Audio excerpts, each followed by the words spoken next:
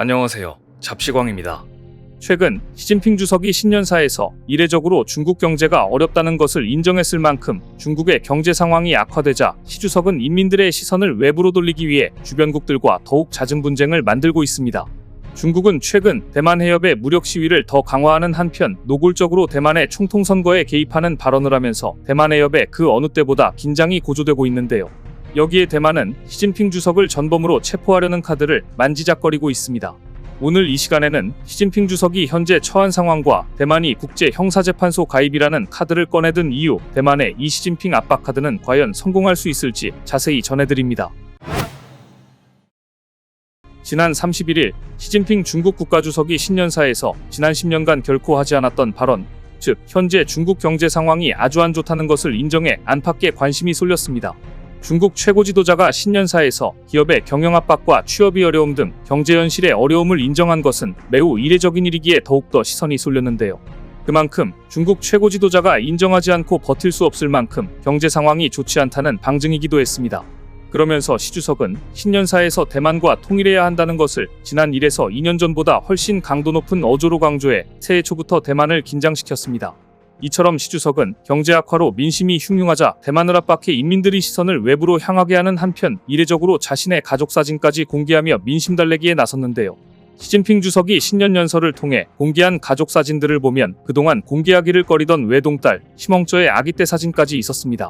작년 신년사 때는 서가에 놓인 가족 사진이 4장뿐이었는데 올해는 전시된 사진들 대부분이 가족 사진이었습니다. 이건 역시 시 주석이 지난 10여 년간 하지 않았던 행동으로 가족적이며 부드러운 이미지로 포장하기 위한 상당히 계산된 행보로 보입니다. 현재 중국 경제는 장기간의 부동산 경기 침체, 기록적으로 높은 청년 실업률, 물가 하락, 지방정부의 부채 증가 등으로 상당히 어려움을 겪고 있는데요. 시 주석은 날로 흉흉해지는 민심을 단속하면서 한편으로 주변국의 시비 걸기를 통해 부지런히 시선을 밖으로 유도하고 있습니다.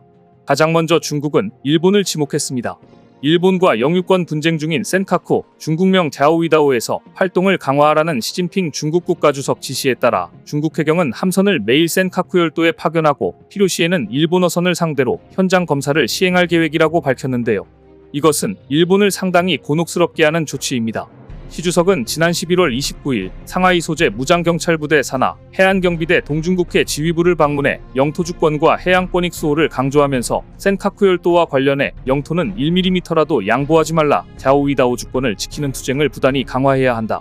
전진만 있다, 물러서서는 안 된다고 말한 뒤 법 집행 능력을 강화하라고 지시했습니다. 따라서 중국 해경은 센카쿠 열도에 들어오는 일본어선에 대해 현장 검사를 준비 중인 것으로 알려졌습니다. 이렇게 되면 양측의 영유권 분쟁 지역인 센카쿠 열도, 즉 자오위다오에서 일본 해상보안청 선박과 마찰이 확대되고 중국과 일본의 우발적 충돌이 일어날 가능성이 커집니다. 기시다 후미오 총리가 11월 중순에 시 주석과 정상회담에서 센카쿠 열도를 포함한 동중국해 정세에 대해 심각한 우려를 직접 전달했습니다. 하지만 중국은 기시다의 요구에 콧방귀를 뀌듯 일본에 대해 행동으로 영유권 주장을 강화할 방침이라고 일격을 가했습니다. 아울러 중국 해경은 내년에 함선 4척으로 구성된 함대를 매일 센카쿠 열도 주변에 보내고 대만과 가까운 섬인 요나구니지마와 이리오모테 섬 사이의 역을 활발히 통과하기로 정했다고 하는데요.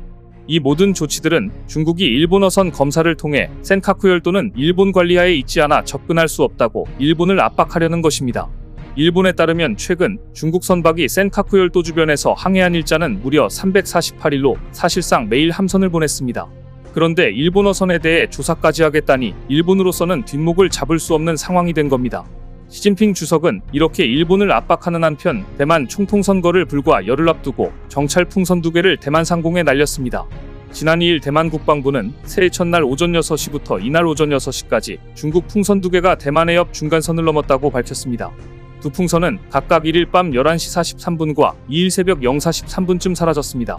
대만 국방부가 발표한 중국 풍선의 항로 궤적을 보면 풍선 중 1개는 대만 상공을 서쪽에서 동쪽으로 가로질러 통과했습니다.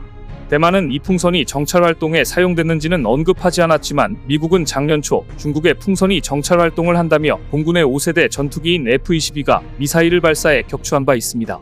대만은 이와 별도로 1일 오전 6시부터 2일 오전 6시까지 대만 주변에서 중국인민 해방군 소속 군용기 4대와 군함 3척이 활동하는 것을 포착했다고 밝혔는데요.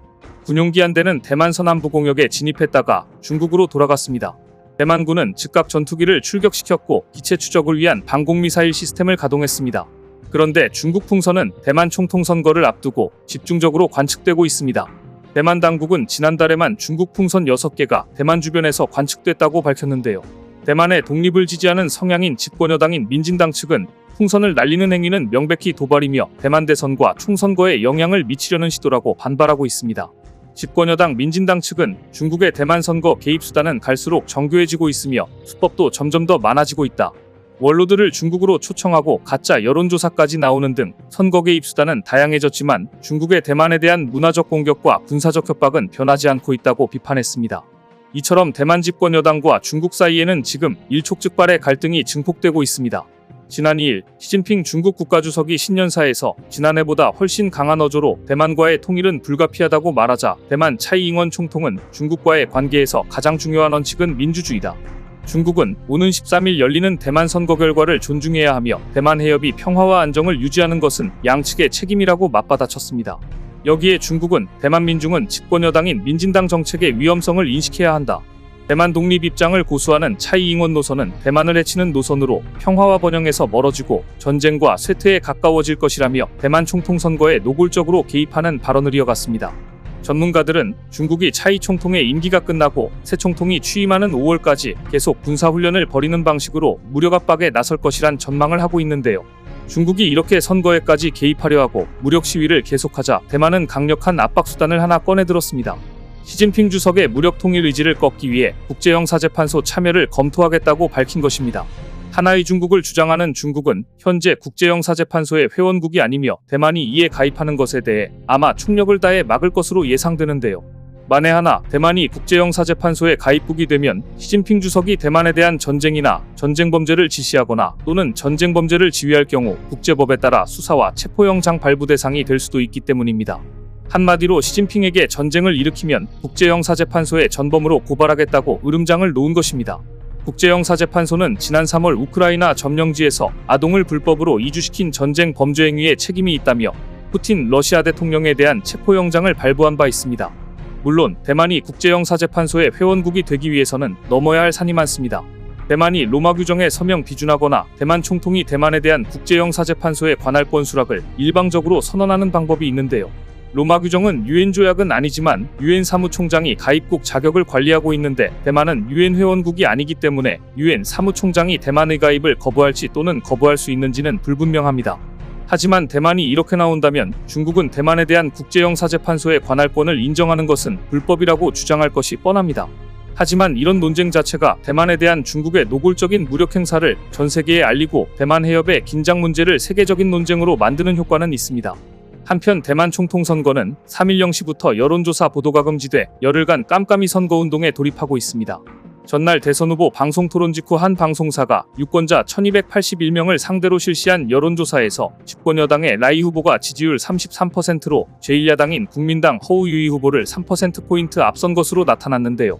과연 친미정당이 정권을 잡을지 아니면 친중정당이 정권을 잡을지 올해 대만 총통 선거 결과에 대해 가장 촉각을 곤두세울 사람은 아마도 시진핑일 것 같습니다. 오늘 준비한 소식은 여기까지입니다. 댓글을 통한 여러분들의 많은 의견 기다리겠습니다. 시청해주셔서 감사합니다.